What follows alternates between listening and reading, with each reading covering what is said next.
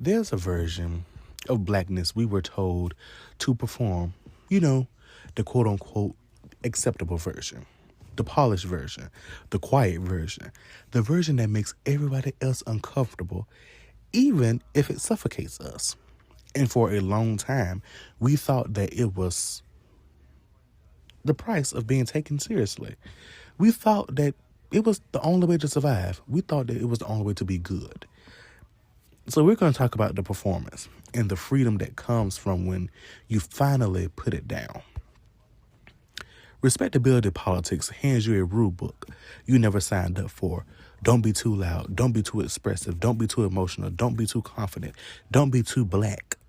Dress a certain way, talk a certain way, act a certain way. Smile even when you're uncomfortable. And the wild part is, none of these rules were about us. They were about protecting other people's comfort. So we learned to shrink. We learned to edit ourselves. We learned to perform a version of blackness that felt safe to everybody but us. Baby, these respectability politics. Don't be too loud. Don't be too expressive. Don't be too emotional. Don't be too confident. Don't be too black. It's all for other people's comfort, like I just said. People don't want to see black people be ourselves. Because, there was a thing on social media where it showed black people they was excited, they was graduating college, graduating high school and everything. Of course, the comments. All the black people in the comments hyping everybody up. All right, that's what I like to see. Black excellence, black joy. Yeah, that's what I'm talking about. Next thing you know, here comes a comment. Ugh, I'm getting black fatigue. What you mean black fatigue? It's because you hate seeing black people have a moment where we're happy. Are you upset with seeing black people thrive? Are you upset with seeing black people elevate themselves to a higher standard? It's because you're upset because you don't have what you got going on? You must be the upset one. And then now, you don't see it anymore. You don't see, black fatigue anymore because black people that came back around and said white fatigue. But anyway, my thing is, what was that all about, black fatigue? Like, why are you getting tired of black people? Why are you getting tired of us? How are you getting tired of people you stole culture from? Huh? How are you getting tired of us? Is it because we are taking back our culture? Is it because we're taking back our music? Is it because we're taking back our TV shows? Because at this point, y'all really need to get yourselves together.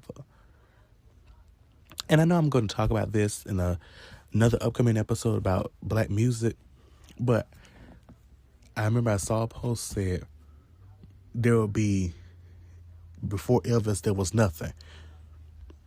Baby, before Elvis, there was Rosetta Tharpe.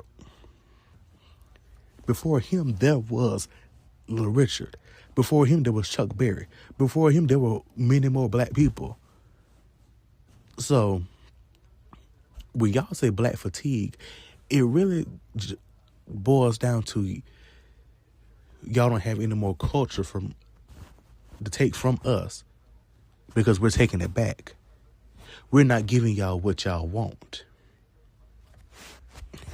Y'all are tired of seeing black people love themselves. You're tired of seeing black people have fun because you're miserable with your own life. And that's sad. Maybe if you weren't so miserable, you'd be able to enjoy life. Well, respectability politics doesn't just change how you act. It changes how you see yourself. You start believing you have to earn dignity. You start believing you have to prove your worth. You start believing you have to be perfect to be respected. You start believing your humanity is conditional. And that belief system is heavy. It's exhausting. It's unfair.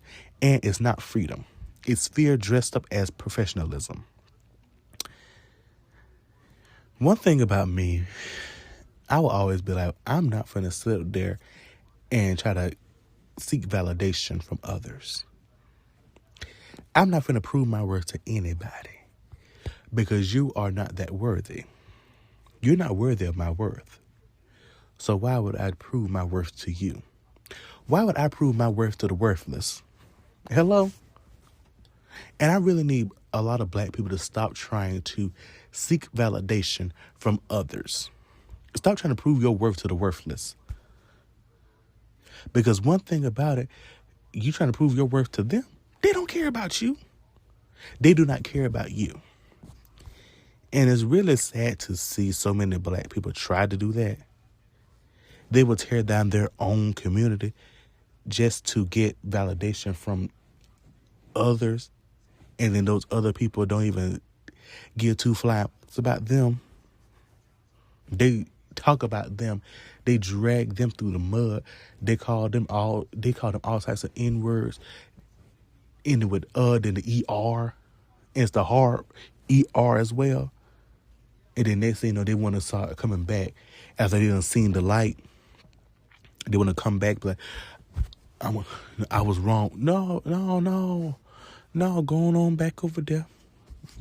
You knew what you was doing. You were trying to seek validation from them. You were trying to prove your worth to them. And now look.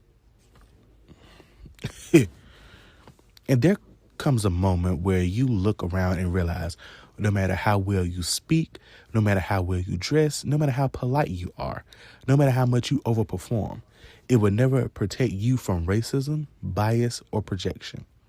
You can do everything right and still be misunderstood, still be judged, still be dismissed, still be stereotyped. Respectability politics promises safety, but it delivers silence. And what gets me is, no matter how well you speak, you can be one of the most intelligent people, analytical speaker, and then you're still going to be judged. Some people overperform. Some people do too much just to get validation from others, and then you still get fucked over. And it's like, you doing all of this for what? These people do not care about you. It's not going to save you from racism. It's not going to save you from that. These people are still going to be racist to you. You know why? Because they do not like your skin color. They do not like you, but they like what they can get from you. And here you are being naive and giving them exactly what they want. It won't stop you from getting stereotyped. When you see black people walk away from certain situations, yeah, everybody says, oh, they couldn't be me in this moment, because we already know. We already know how we are. But when I see some black people walk away from a situation, I'm like, okay, maybe they got stuff to lose. Maybe they don't want to sit there have a confrontation, because you know why? It does not change anything. It doesn't. As many times you done sit out there and beat somebody behind, and I mean, y'all beat it good. Y'all beat their behinds good. I'm proud of y'all. Let me stop.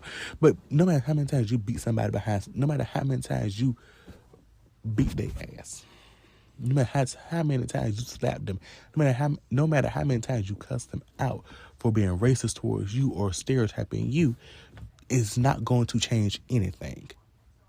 Because you know why? They do not care about you. They don't care about anything. And next thing you know, here come all the racists in the comments. Oh, the usual suspects. You know that Facebook lives for the racists. It lives for them. And what gets me is like, really? You talking about somebody else when you look like that? Like, come on now. I wouldn't be talking about nobody when I look like that. It's really crazy that sometimes these people who are the most racist will have a certain thing in their bio. And I don't know if y'all know this, but you know, they will always have a certain thing in their bio. There will always be a Bible scripture. It will always be God-fearing. I'm a God-fearing woman. I'm a God-fearing man. I'm a Christian. I'm this. I'm that. Huh. You call yourself a Christian, but you hating on your fellow man. Huh. It's almost like God said, love thy neighbor as thyself. So you hate on your neighbor. So I guess you hate yourself then. Well. The real shift happens when you stop performing and start living. When you let your voice be your voice. When you let your personality breathe. When you stop apologizing for your culture. When you stop shrinking to fit into rooms that were never built for you.